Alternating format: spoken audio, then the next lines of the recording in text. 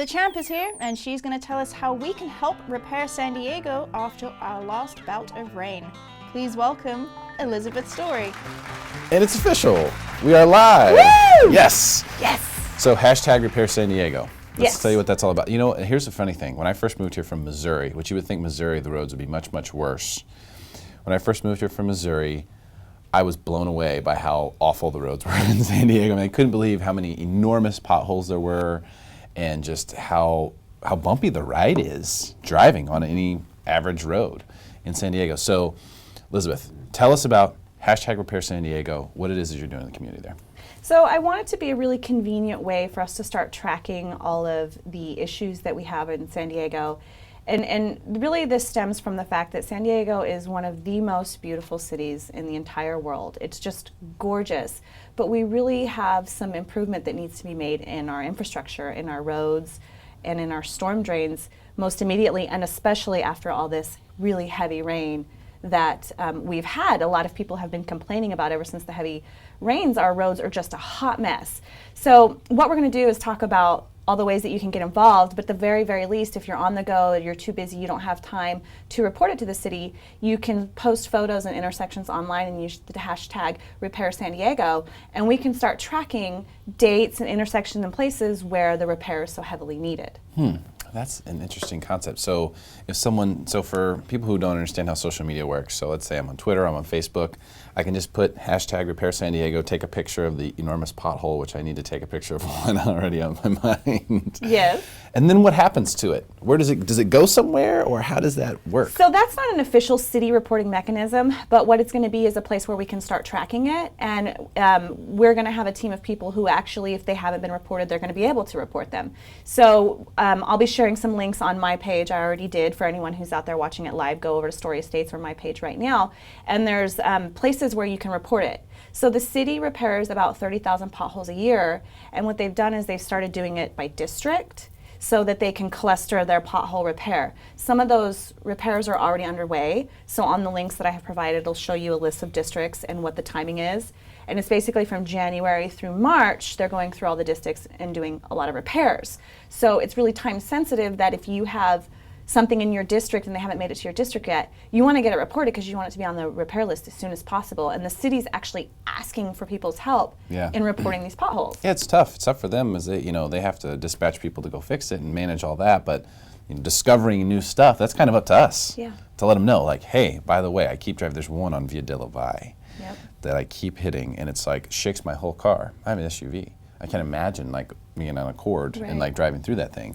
But it's crazy how deep the potholes get here, and I don't know what's up with that, but it's wild. So this isn't just potholes though, right? It's other stuff. Well, and I want to come back to that deep potholes thing, because there's a whole sinkhole thing that we need to talk about too, but there's a whole other episode for that.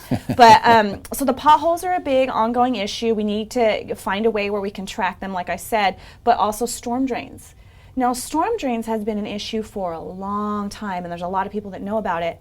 And the theory exists, and I'm not saying whether it's true or not, that it's cheaper for the city to just pay out the damage from these other overflowing storm drains than it is to really fix it. Because the storm drain is a much larger underlying problem, if you will. It's underground infrastructure and is extremely expensive to fix. So again, during all these heavy rains, there's known issues with storm drains backing up in North Park, Logan Heights, various areas around the city that, for example, I've had multiple clients whose property were actually flooded by those storm drains. Seriously? Yeah. And again, it's cheaper for the city to pay for the damage than it is for them to actually fix the problem. But as San Diego continues to grow, as we continue to have new construction, we've got that whole Embarcadero District project, which is a 40-acre project. It's going to be adding a lot of properties. We can't just ignore these things. Again, it's a huge tourist city. We're working on getting a Major League Soccer team now. We're still talking about this convention center expansion. We want to continue being an epicenter for the world to come and have these events. We can't do it if they can't drive on the roads to begin with because they're so messed up. It's embarrassing, San Diego. It is. It is. And now I go back home to Missouri and I drive on the roads and I'm like, man, this is amazing. It's like driving on glass. Yeah. I mean, seriously, in comparison.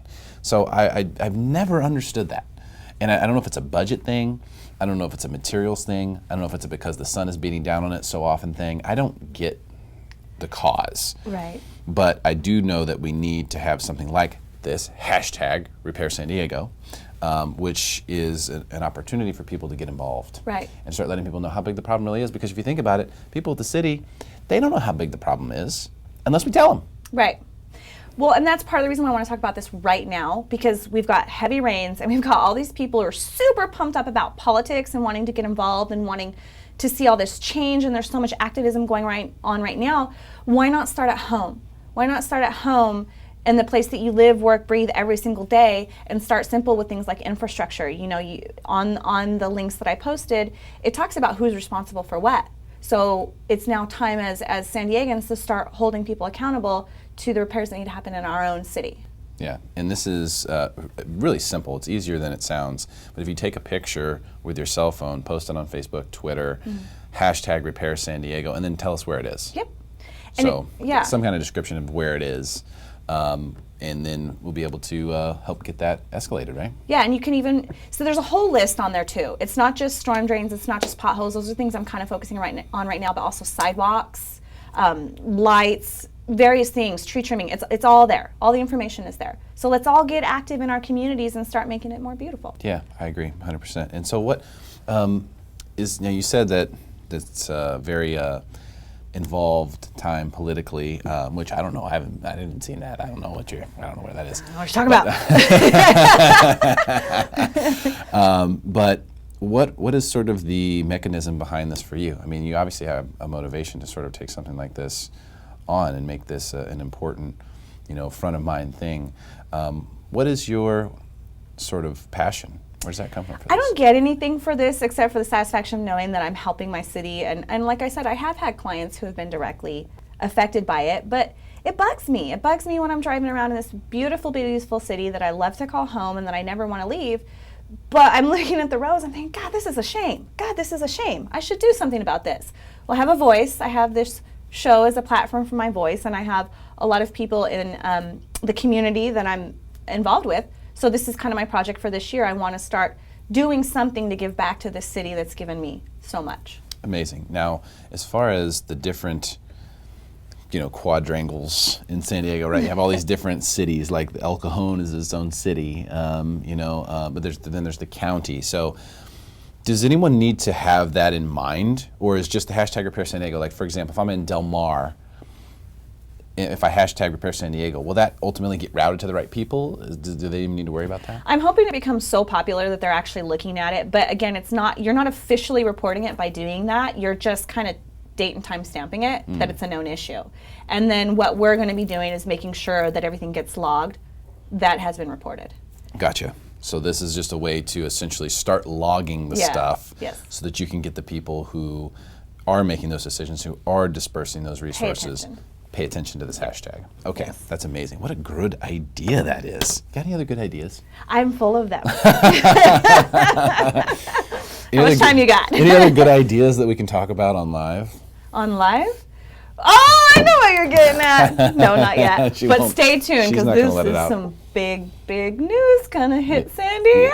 Yeah, you've got some good ones. Okay, so let's recap.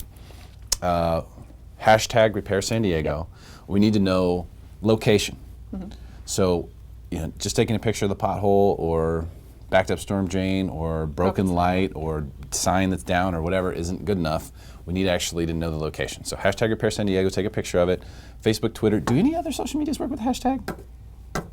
I don't know. I feel old. I feel like the hashtags just sort of like, it's just a way to categorize it, right? Like hashtag is just a category. It's like if you're blogging, like you put it in a category, RepairSanDiego, with doing the hashtag. But I don't know in the hashtag world, do any of our young folk in here know?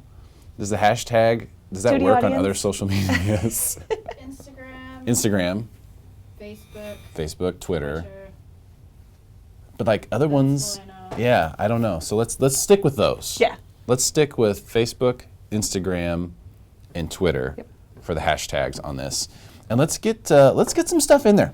Let's show them that this is something that people care about, and that we can actually deliver to them some stuff that needs to be done. And I tell you right now, I'm going to make the first few. Okay. Yeah, that's for sure. Because in my area, and I'm in Del Mar, but I'm all over. Yeah. You know, here Sorrento Valley, all over. You know, up to Encinitas all the time, and it's just mind-boggling to me how awful the roads are. That's one thing I just still don't understand. But Elizabeth, this is an awesome idea. You're full of them. I know there's more to come. Thank you so much today for coming and sharing this with us. And thank you all for joining us live right here on the Smarter San Diego Facebook page, and of course on Smarter San Diego TV. We will be back. That's live for you. We'll be back next week, same time, same channel. We'll see you then. All right, everybody, that's a wrap.